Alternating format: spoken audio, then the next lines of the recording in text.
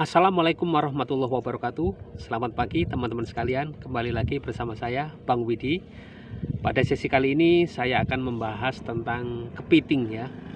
Apakah kepiting ini bisa dikonsumsi oleh orang yang menderita gangguan asam lambung ya?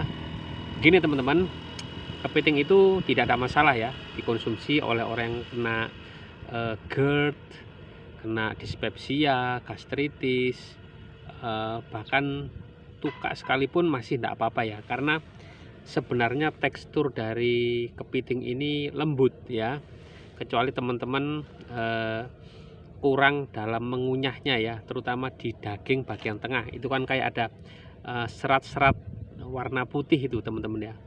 Nah hanya itu aja ya. Kalau untuk cupitnya atau apa namanya ya, sumpit ya, capit ya, capitnya itu juga lembut ya teman-teman ya, cuma hati-hati jangan sampai kulitnya ikut tertelan ya, itu ya, karena teksturnya juga lembut ya, kemudian banyak mengandung protein dan lemak ya, dan tentunya juga ada kolesterolnya. Nah, ini aja yang perlu di apa namanya, dihati-hatiin ya, hati-hati pada kolesterolnya aja. Tapi ya kalau kepiting sih saya kira jaranglah kita ini makan setiap hari, jarang sekali ya. Mungkin ya sebulan 1 atau 2 kali ya, sekali-sekali aja itu. Dan kalau teman-teman ini masih ini ya, punya riwayat darah tinggi atau kolesterol yang tinggi, atau asam urat yang juga tinggi, saya sarankan jangan makan kepiting dulu ya. Kalau normal semuanya silakan makan ya. Kepiting ini nikmat, lezat sekali ya. Kalau saya sih sukanya itu nggak suka dibuat bumbu-bumbu merah ya, biasanya kan seperti itu. Kalau saya sih sukanya dicampurkan di sayur asem, nah itu jadi sedap sekali ya. Itu kesukaan saya dari kecil ya. Cuma sekarang saya jarang makan, bukan jarang ya, mungkin sekitar 5 tahun lebih ya, 5 tahun lebih saya nggak makan kepiting ya. Cuma dulu saya di masa kecil saya sering sekali dibuatkan kepiting oleh ibu saya, karena itu kesukaan saya ya. Tetapi mengingat apa namanya, dulu itu ekonomi ya, dulu itu kan pernah zaman dulu kan susah-susah gitu ya, jadi kepiting itu kayak apa namanya, kayak lauk yang mahal gitu teman-teman ya.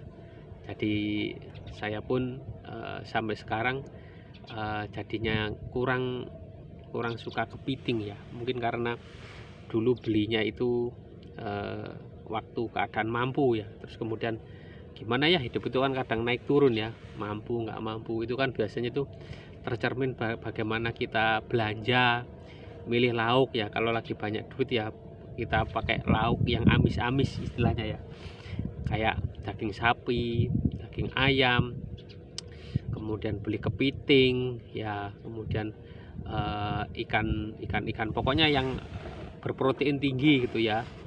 Tapi kalau nggak punya duit ya pakai sayur kangkung, tahu tempe gitu ya.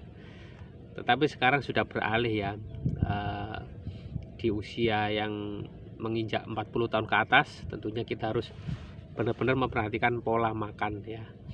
Apalagi sekarang kayak saya ini sudah kena lambung ya, jadi harus ekstra hati-hati ya. Kayak kepiting ini memang sengaja tidak saya makan ya, bukan karena saya takut yang gimana-gimana ya, sekedar antisipasi saja ya. Jadi saya makan yang memang sudah terang-terang dan jelas, itu memang aman untuk saya ya, karena kepiting itu apa ya, kolesterol ya teman-teman ya. Kalau orang udah di atas 40 tahun ke atas itu harus hati-hati yang namanya lemak dan kolesterol ya, karena orang yang sudah 40 tahun ke atas itu pembuluh darahnya sudah mengeras, nggak kayak orang yang masih